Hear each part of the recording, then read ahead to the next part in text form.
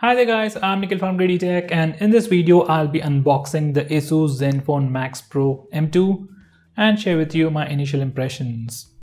For the past few years, Asus was pretty much silent in India. Well, they did launch few phones, but they were all overpriced. But suddenly in 2018, they started being really aggressive and launched their first Asus Zenfone Max Pro M1 phone, which came with a massive 5000 mAh battery and the Snapdragon 636 processor seen in the Redmi Note 5 Pro, and priced it as cheap as just 11,000 rupees on the base variant. And now they are back with the new Asus Zenfone Max Pro M2, which is supposed to give a tough competition to phones like Mi A2, Redmi Note 6 Pro, Honor 8X, and probably the Honor Play as well. So this is the box and this is a review unit, so I don't know about the pricing and all. This should be available in 3 variants, starting with 3GB, 32GB. Next we have the 4GB, 64GB variant, and finally we have the 6GB with 64GB variant. And if they're gonna price this phone similar to the Asus Zenfone Max Pro M1, that's really a long name, so I'm just gonna call this Pro series phones as Asus Pro M1 and Asus Pro M2.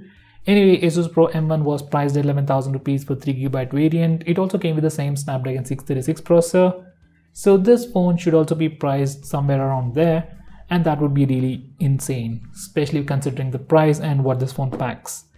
Now, just before I unbox this phone, for a quick highlights, this phone packs the same 5000 mAh battery with the latest Snapdragon 660 processor seen in Mi A2 and the Realme 2, and it also comes with a notch design display with a glass on the back and the Corning Gorilla Glass 6 on the front. Now coming back to the unboxing, so this is how the box looks. At the top it says Zenfone followed by Max Pro, and at the bottom we have a tiny M2. On the sides, once again we have the phone's name, that's Zenfone Max Pro M2 on left side and right side. At the bottom we have the pricing information, which has been striked out with some other information. At the top it just says Asus, and at the bottom we have the IMEI numbers, some specifications as well. Now this is a review unit, and for some reason it was open from the start, so to open it up we can just push it from one side.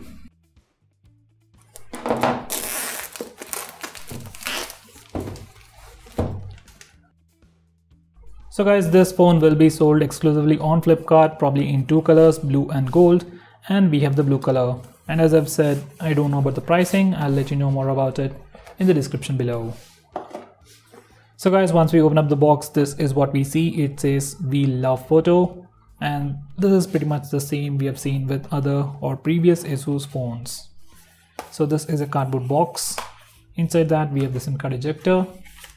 Next we have IMEI number stickers, quick start guide, and a soft silicone pouch. So this is the transparent silicone pouch, which we'll see in a minute. Next we have the phone itself, which I'll come back to in a minute. Finally we have the 10 watts power adapter and the same old micro USB charging cable, so it's not a Type-C. Now coming back to the phone, it has this plastic wrapping.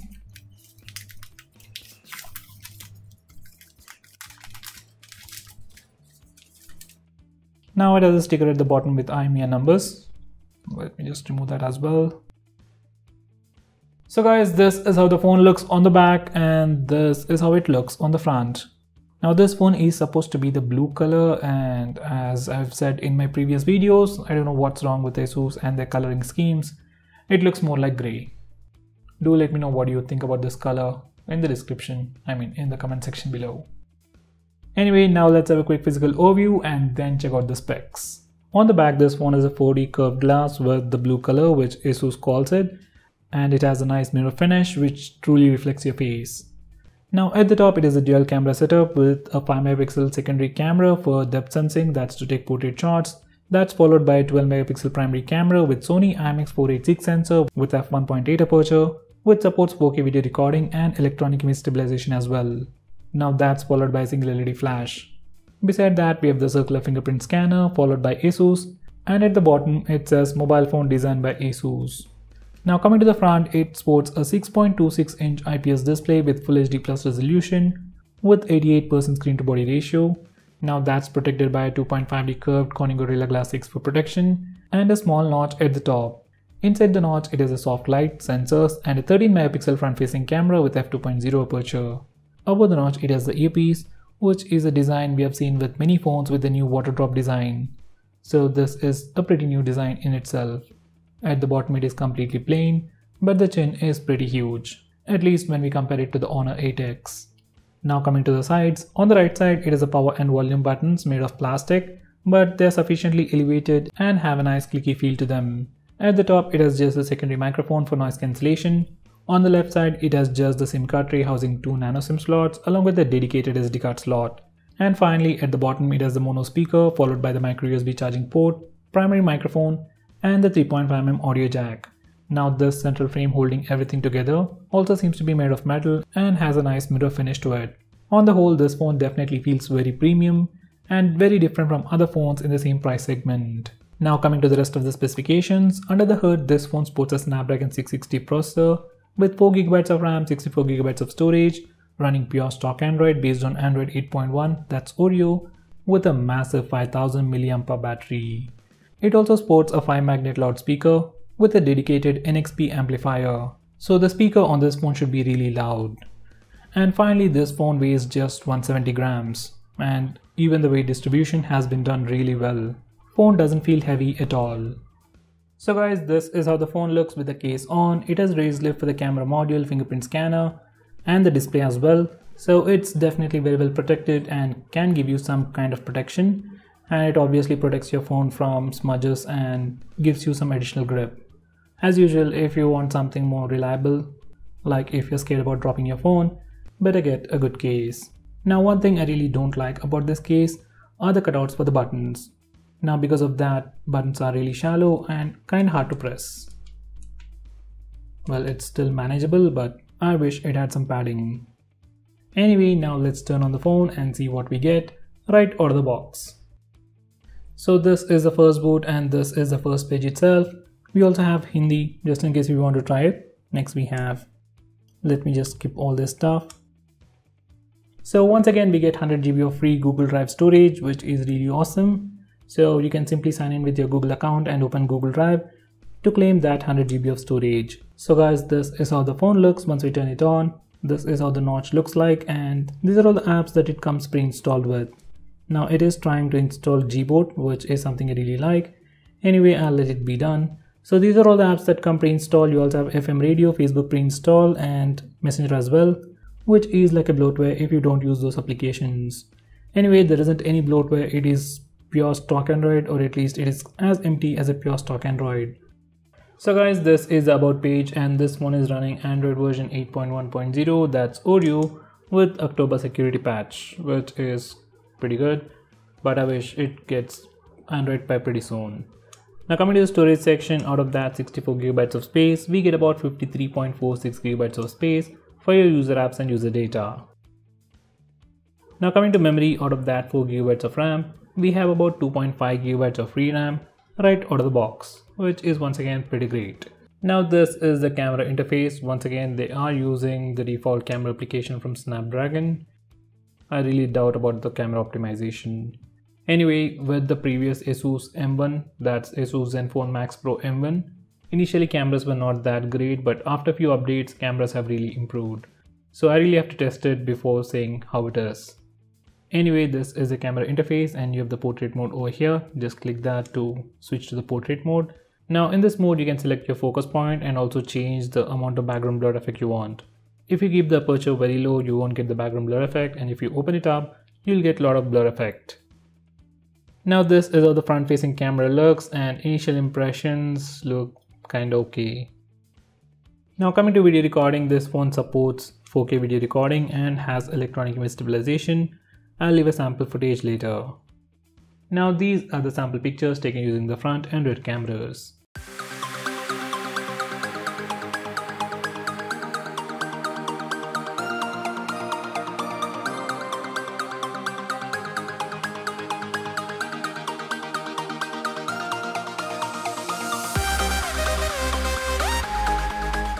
Now let's test the speaker loudness. This is a video from NCS, no copyright sounds, and here it sounds.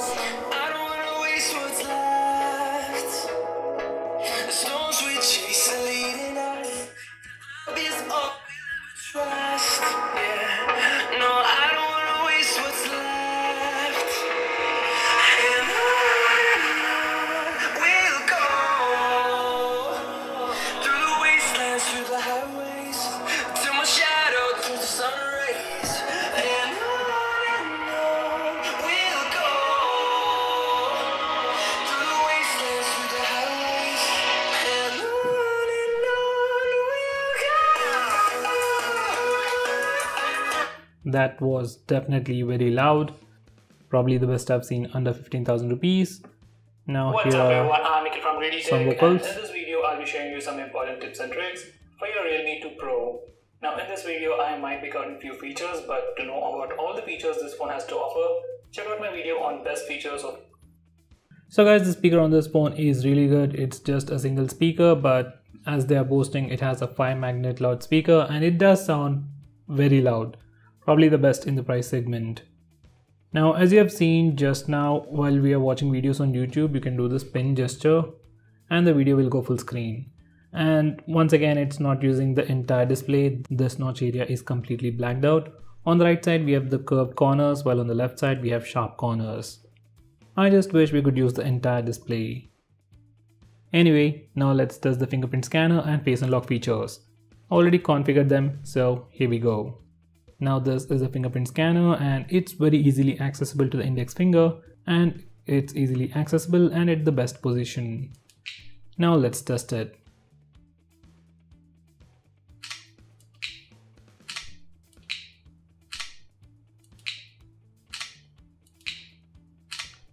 So guys, the fingerprint scanner is definitely pretty fast. Not the fastest in the world, but probably like second or third best. Now let's test face unlock. I've already configured it and here's how it looks like. So I am able to see the lock screen. It's not super fast, but it is pretty much usable. Now I'm gonna close my eyes. So if I close my eyes, it's not unlocking. So that's a good security feature. Now I'm gonna wear my glasses. And even with my glasses on, it's able to unlock. So it's pretty cool. Now I'll turn off all the lights. There are still some small bulbs. It's like a low lighting condition. And even in low lighting conditions, it is working. And it's probably taking like a second. So on the whole, face unlock works without any major issues. Even in low lighting conditions, it is working pretty fast. Not as fast as Oppo Vivo phones or the OnePlus 6T, but still pretty usable. So guys, this is the new Asus Zenfone Max Pro M2. As I've said, it does come with a lot of pretty unique features like a Snapdragon 660 processor, premium build, a massive battery, and on the whole, it definitely offers a pretty good package for gamers. So the main deciding factor if you should buy this phone or not would be the price and most importantly the cameras. So you've already seen the camera shots, so let me know how good they are. As of now, we really don't know the price, but if they're really aggressive like last time, base variant should be priced somewhere around 11 to 13,000, and even at that price, a Snapdragon 660 processor with a massive 5000 mAh battery is definitely pretty good. So guys, what do you think about this phone? Will you consider buying this phone over phones like MI A2, Redmi Note 6 Pro, Realme 2 Pro, and the Honor 8X? Do let me know by commenting below this video, and if you're planning to buy this phone, use the link in the description. It always helps the channel, and if you want us to make any specific video, tweet out to us with the hashtag AskGreedyTech on Twitter and we will try to make it as soon as possible. I'm Nikhil from GreedyTech signing off. Have a nice day.